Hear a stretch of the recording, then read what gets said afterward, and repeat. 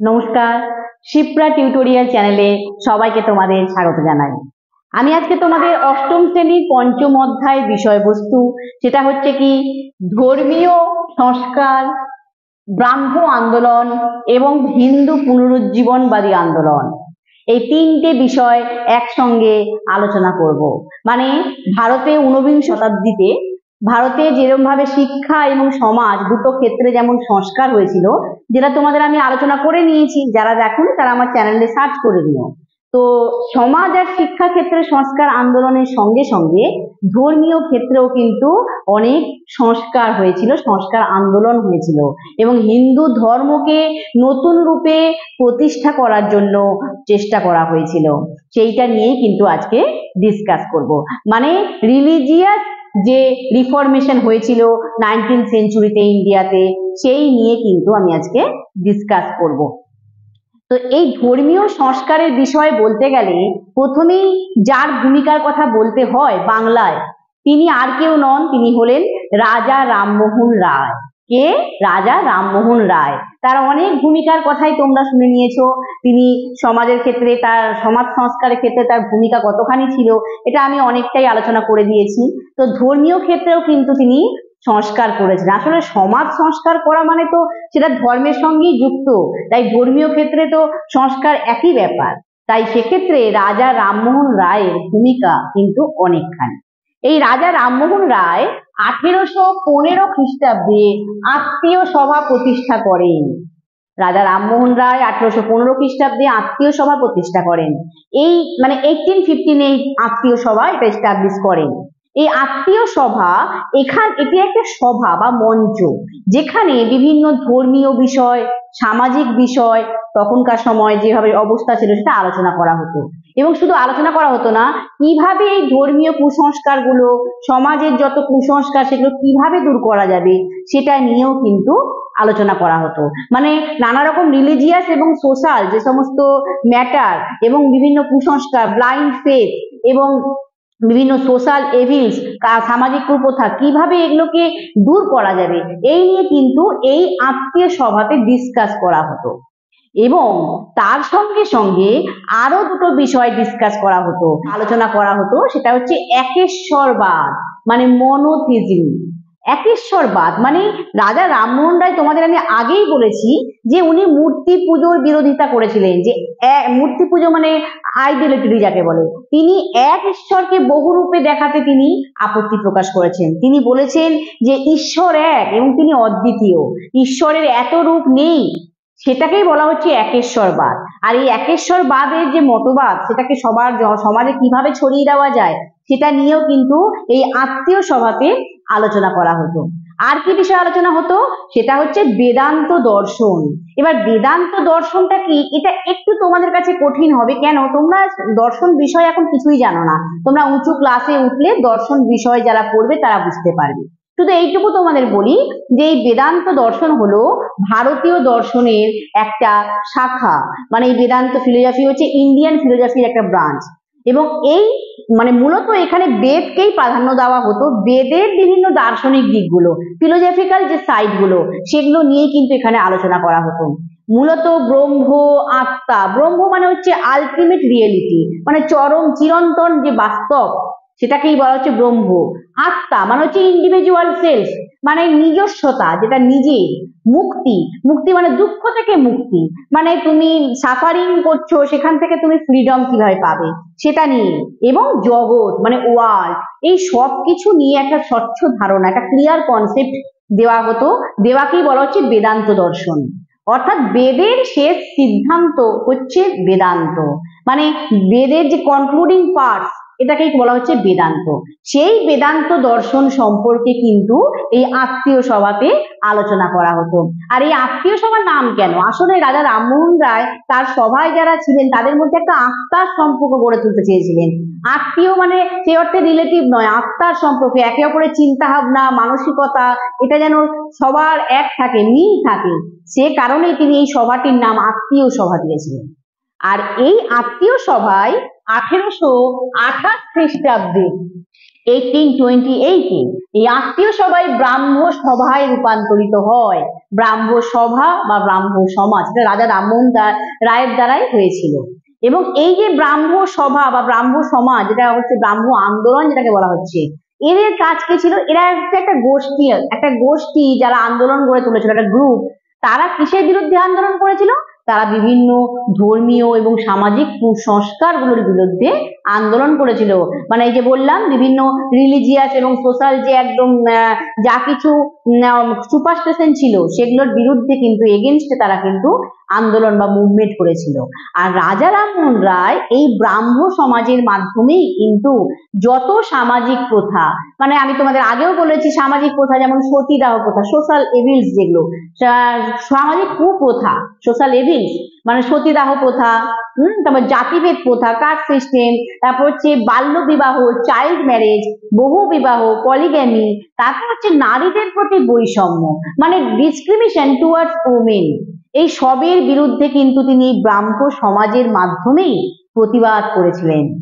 তাই এর থেকে এ কথাটা খুবই স্পষ্ট যে আত্মীয় সভাই কিন্তু এই ব্রাহ্ম আন্দোলনের ভিতটাকে তৈরি করেছিল। মানে এটা বেসিকটা কিন্তু ওই আত্মীয় সভা থেকেই হয়েছিল।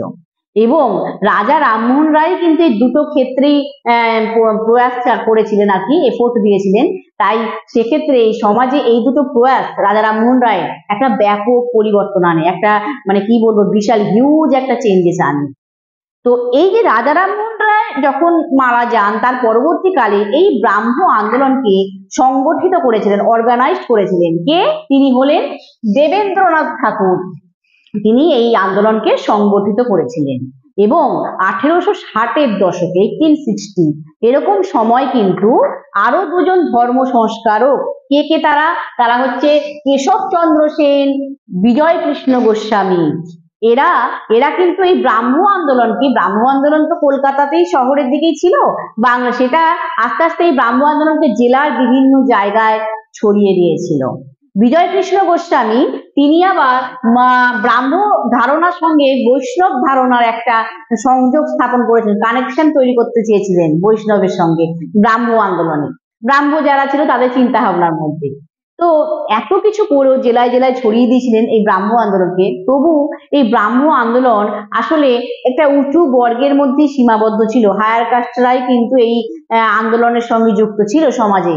তাই সেক্ষেত্রে কিন্তু যারা উগ্র হিন্দুত্ববাদ প্রচার করছিল, উগ্র হিন্দুত্ববাদ মানে হচ্ছে র্যাডিক্যাল যে নিউ হিন্দুইজম যারা প্রচার করছিল, প্রমোট করছিল, যারা হিন্দু ধর্মের কুসংস্কারকে উগ্রভাবে মেনে চলতো, ধর্মীয় গোঁড়ামি মেনে চলতো, তাদের কাছে এই ব্রাহ্ম আন্দোলন সেভাবে পাল্লা দিতে পারেনি, সেভাবে কিন্তু এদের সঙ্গে কি বলবো করে চলতে পারেনি, তাদের কাছে চাপা পড়ে যায় আর কি। তাই ব্রাহ্ম আন্দোলন আর এই যে বাংলায় যে ব্রাহ্ম নেতা, দুজন ব্রাহ্ম নেতা, তারা হলেন কে? একজন হলেন রাজনারায়ণ বসু, আর একজন হলেন নবগোপাল মিত্র। এরা এরা ছিল ব্রাহ্ম নেতা, আর এরা ছিলেন ধর্ম সংস্কারক। কেশবচন্দ্র সেন, বিজয় কৃষ্ণ গোস্বামী এরাও কিন্তু ধর্ম সংস্কারক ছিলেন। আর এই ব্রাহ্ম নেতা রাজনারায়ণ বসু এবং নবগোপাল মিত্র, এরা ব্রাহ্ম আন্দোলনের মাধ্যমে হিন্দু ধর্মকে পুনঃপ্রতিষ্ঠা করতে চেয়েছিলেন, মানে হিন্দুইজমকে নিউ ফরম্যাটে রিলিজ করতে চেয়েছিলেন। কারা? এই রাজনারায়ণ বসু এবং নবগোপাল মিত্র। এবং সেটার প্রমাণ কি?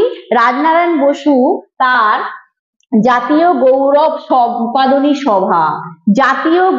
সম্পাদনী সভা প্রতিষ্ঠা করেন। তাতে তিনি হিন্দু ধর্মকে পুনঃপ্রতিষ্ঠা করার জন্য উদ্যোগ নিয়েছিলেন বা ইনিশিয়েটিভ নিয়েছিলেন। আর নবগোপাল মিত্র তিনি তার জাতীয় মেলা তিনি সংগঠন করেন, যে জাতীয় মেলা পরবর্তীকালে হিন্দু মেলায় রূপান্তরিত হয়। আর এই হিন্দু মেলার মূল লক্ষ্য বা উদ্দেশ্য কি ছিল, বা তার কি মূল টার্গেটটা কি ছিল, তার মোটিভ কি ছিল? তার উদ্দেশ্য ছিল যে হিন্দু ধর্মের মর্যাদাকে নতুন রূপে প্রতিষ্ঠা করা, হিন্দুইজমের যে প্রেস্টিজ তাকে নিউ ফরম্যাটে অ্যাপ্রোচ করা, আর কি করা? সবার মধ্যে দেশপ্রেমের যে আদর্শ এবং স্বাধীনতার যে আদর্শ, সেই বোধকে জাগ্রত করা, জাগিয়ে তোলা আর কি। মানে স্বাধীনতার আদর্শ মানে হচ্ছে আইডিয়াল অফ ফ্রিডম, এবং দেশপ্রেমের আদর্শ মানে হচ্ছে আইডিয়াল অফ পেট্রিয়টিজম।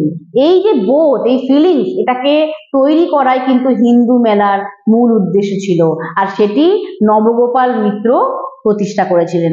এনারা চেষ্টা করেছিলেন যে হিন্দু ধর্মকে নতুন ভাবে গড়ে তুলতে, হিন্দু ধর্মের গোড়ামি, কুসংস্কার এগুলো থেকে দূরে সরিয়ে রেখে নতুন ভাবে হিন্দু ধর্ম তার যে মূল কথা কি সেইটাকে প্রতিষ্ঠা করতে সমাজে কিন্তু এরা চেয়েছিলেন।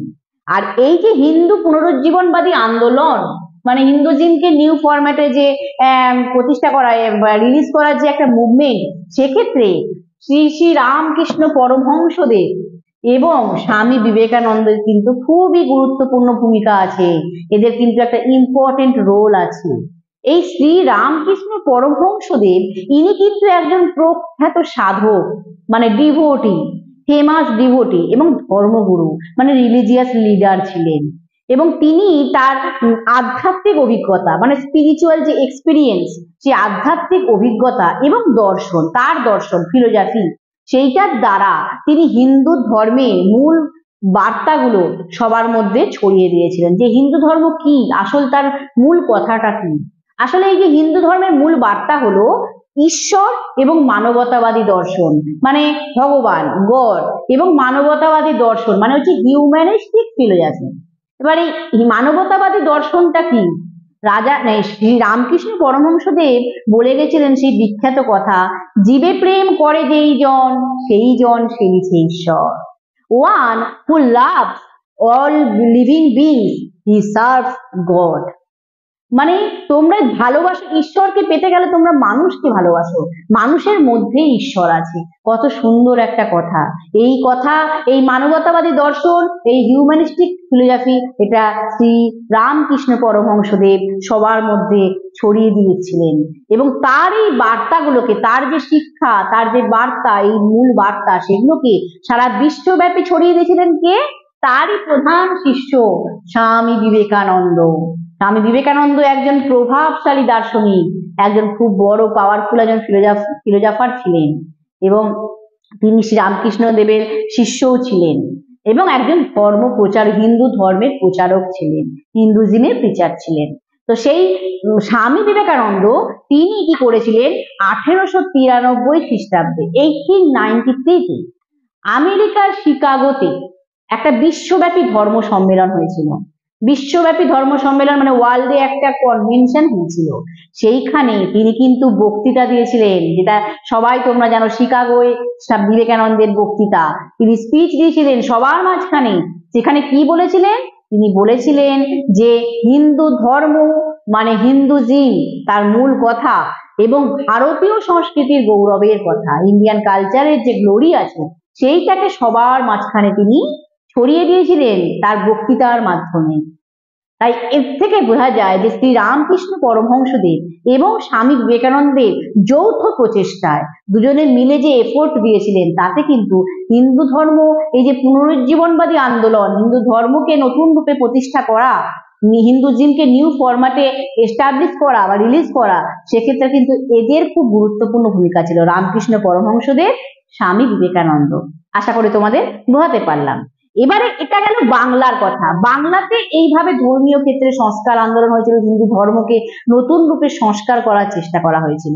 এভাবেই কিন্তু 1875 খ্রিস্টাব্দে স্বামী দয়ানন্দ সরস্বতী, এটা বাংলা থেকে বেরিয়ে গেছে ভারতে, উত্তর পশ্চিম ভারত এবং পাঞ্জাব, সেখানে সেখানে এই ব্রাহ্ম আন্দোলন হয়েছিল। স্বামী দয়ানন্দ সরস্বতী তিনি আর্য সমাজ প্রতিষ্ঠা করেন কত সালে? 1875 স্বামী দয়ানন্দ সরস্বতী।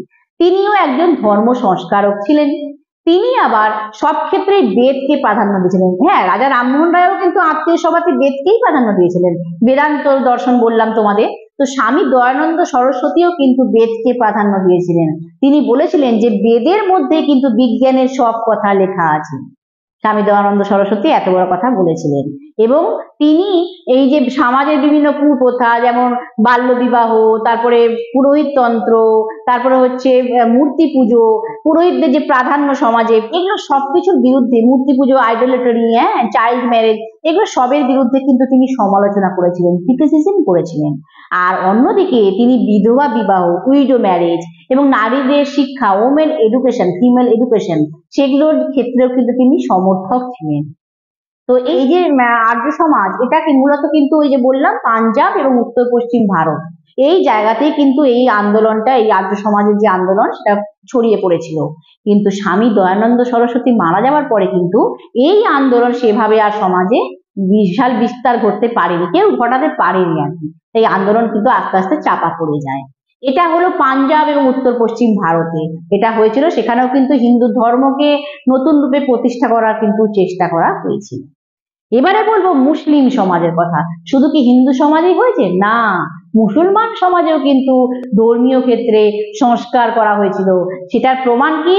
এটার প্রমাণ হচ্ছে 1868 খ্রিস্টাব্দে মোহামেডান লিটারারি সোসাইটি প্রতিষ্ঠা। মোহামেডান লিটারারি সোসাইটি, এটার মানে হচ্ছে মুসলমানদের, লিটারারি মানে শিক্ষিত মানুষ, শিক্ষিত সোসাইটি মানে সম্প্রদায়, তাদের একটা সোসাইটি তৈরি হয় যেখানে শুধু মুসলিম শিক্ষিতরা থাকে। এটা কলকাতায় তৈরি হয়েছিল, প্রতিষ্ঠা হয়েছিল। এটাই প্রমাণ দেয় যে মুসলমান সমাজেও কিন্তু ধর্মীয় ক্ষেত্রে সংস্কার করার বা সমাজের ক্ষেত্রে সংস্কার করার জন্য উদ্যোগ নেওয়া হয়েছিল। মানে সোশ্যাল এবং রিজিওনাল যে রিলিজিয়ান যেগুলো আর কি ইনিশিয়েটিভ নেওয়া হয়েছিল রিফরমেশনের জন্য। আর এক্ষেত্রে গুরুত্বপূর্ণ ভূমিকা যে পালন করেছিলেন তিনি হলেন স্যার সৈয়দ আহমদ খান। ইনি একজন বিখ্যাত সমাজ সংস্কারক ছিলেন এবং তিনি ব্রিটিশ সরকারের অধীনে চাকরি করতেন। সেই সুবাদে তিনি ইংরেজি শিক্ষা বা পাশ্চাত্য শিক্ষার সঙ্গে তিনি যুক্ত ছিলেন, ইংলিশ লিটারেচারের সঙ্গে তিনি কানেক্টেড ছিলেন এবং তিনি অনুভব করেছিলেন, রিয়ালাইজ করেছিলেন যে এই যে মুসলিম সমাজের গোঁড়ামি, কুসংস্কার, এগুলো দূর করতে গেলে, যে ব্লাইন্ড ফেথ, সুপারস্টিশন, এগুলোকে দূর করতে গেলে দরকার কি? মুসলমান সমাজে ইংরেজি শিক্ষার প্রসার ঘটানো, ইংলিশ এডুকেশনকে স্প্রেড করা এবং বিজ্ঞান চেতনা জাগিয়ে তোলা, বিজ্ঞানের সম্পর্কে জানতে সাহায্য করা। এটাই হচ্ছে স্যার সৈয়দ আহমদ খান চেয়েছিলেন বা চেষ্টা করেছিলেন। তিনি কোরআনকে বিজ্ঞানের চোখ দিয়ে এবং আধুনিক যুক্তিবাদ দিয়ে, বিজ্ঞানের দৃষ্টিভঙ্গি থেকে তিনি দেখেছিলেন, সায়েন্টিফিক পয়েন্ট অফ ভিউ থেকে, এবং যেটা আছে মডার্ন যে লজিক, যেটার দ্বারা কিন্তু তিনি কোরআনকে ব্যাখ্যা করার চেষ্টা করেছিলেন, এক্সপ্লেন করার চেষ্টা করেছিলেন। এবং তিনি 1875 খ্রিস্টাব্দে 1875 আলিগড় অ্যাংলো ওরিয়েন্টাল কলেজ প্রতিষ্ঠা করেন। এই কলেজটিতে শুধুমাত্র যে মুসলমান ছাত্ররাই পড়তো এবং মুসলিম শিক্ষকরাই যে ছিল, অধ্যাপক ছিল, তা না। এখানে হিন্দু ছাত্র এবং হিন্দু অধ্যাপকেরাও কিন্তু এই কলেজে শিক্ষা চর্চার সঙ্গে যুক্ত থাকতো বা যুক্ত ছিল। এটাকেই বলা হচ্ছে আলিগড়, ওনার এই কলেজ প্রতিষ্ঠা, যেটা তার আলিগড় আন্দোলন নামে পরিচিত। এটা একটা বিশাল বড় সমাজে তার পদক্ষেপ, একটা স্টেপ। কিন্তু দুঃখের বিষয়, এই স্যার সৈয়দ আহমদ খাঁকেও কিন্তু মুসলিম সমাজে খুব একটা ভালো চোখে দেখেনি, সবাই সমর্থন করেনি। ওই যে শুধুমাত্র এটা মুসলিম শিক্ষিত সমাজের মধ্যে সীমাবদ্ধ ছিল, সমাজে গরিব মুসলমানরা কিন্তু এর সঙ্গে কোনোভাবেই যুক্ত ছিল না। তাই সেভাবে কিন্তু এই আন্দোলন বিশাল ছাপ ফেলতে পারেনি সমাজের বিভিন্ন জায়গায়। তো এটা হলো হিন্দু সমাজে বললাম, বাংলা তথা ভারতের বিভিন্ন জায়গায়। আর তারপরে বললাম মুসলমান সমাজে। এই সব জায়গাতে কিন্তু ধর্মীয় ক্ষেত্রে এবং সামাজিক ভাবে কিন্তু সংস্কার করার চেষ্টা করা হয়েছিল। হিন্দু ধর্মকে নতুন রূপে সংস্কার করার চেষ্টা করা হয়েছিল, মুসলিম ধর্মকেও, ইসলাম ধর্মকেও কিন্তু নতুন রূপে সংস্কার করার চেষ্টা করা হয়েছিল। তো এখানেই আমি আমার আলোচনা শেষ করছি। আর যারা শিপ্রা টিউটোরিয়াল চ্যানেল এখনো সাবস্ক্রাইব করোনি তারা করে নিও, পাশে থাকা বেল আইকনটি অবশ্যই প্রেস করো, তবে নোটিফিকেশন পাবে। এখানে আমার আলোচনা শেষ করলাম। নমস্কার।